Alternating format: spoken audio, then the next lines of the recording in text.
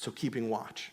It looks like a mindful anticipation instead of careless procrastination. It looks like faithful obedience, not selfish indulgence. It looks like a calculated preparation, not a foolish enthusiasm. And lastly, in chapter 25, verse 14 through 30, the parable of the bags of gold, we see that keeping watch looks like diligent stewardship instead of lazy custodianship. Keeping watch looks like diligent stewardship instead of lazy custodianship. You see, like the parable of the wise and wicked servants, this one describes a master who's leaving his servants with responsibilities to fulfill. In this case, it's the stewardship of various sums of money. All of them are large. A bag of gold, the literal word is a talent of gold. It's like, think years of wages, right? A lot of money. And the emphasis is on what the servants have been doing while the master has been away for a long time. You see, the first two servants, they have diligently stewarded their money, the money that their master put them in charge of, multiplying it greatly, and they enjoy his pleasure. And in contrast, the third servant just buries his. He dug it up, dusted it off, gives it back to the master. Here's what's yours. Notice in this passage, you see this third servant is condemned, not for what he did, but for what he did not do. One commentator writes it this way: the fault of the third servant was that he did not recognize his master's intention and opted for safety instead of service. Hoping to avoid doing anything wrong, he finished up by not doing anything right. You see, and if we mistakenly view God as a hard taskmaster, it will be hard for us to respond to him in a loving and open way.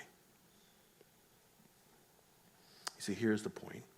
Jesus is a good and generous master who has entrusted to his people gifts that they might steward, that are given to them for his glory. See, and here is the beauty of this parable. Each servant is assigned a different amount according to their ability, and the praise the two diligent stewards receive is the same, even though what they bring is different. You see, the praise those two diligent servants receive, it is the same praise. One of them brings more than twice as much back.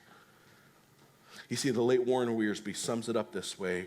He said, "We have been assigned our ministries according to the abilities and the gifts that God has given us. It is therefore our privilege.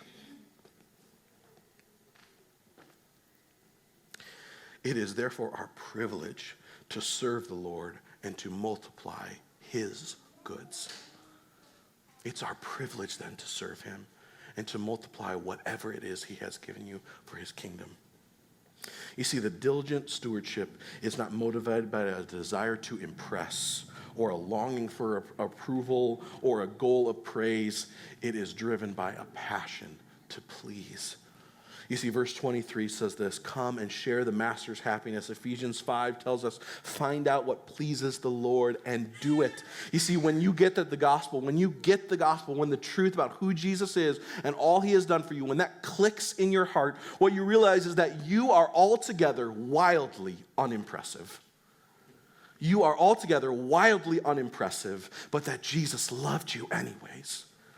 Oh, that fuels a longing to please him, because what you realize is that what you have received you did not deserve. What you have been given you could not have earned. What you have been entrusted with is something more valuable than you could ever pay back. You see, so enjoy. You give yourself to the master wholeheartedly, who has loved you before you did anything for him. You see, the gospel motivates us to please the one who has loved us when before we even loved him back. It's not about approval. It's not about duty. It's not about obligation. It's about longing to love the one who has loved you already. You see, and so in these four parables, Jesus describes what it means for us to be watchful for his return. And I will sum it up this way. To keep watch is about being mindfully, faithfully, thoughtfully, and diligently consumed with living for the glory of the King, who is imminently coming to reign and rule.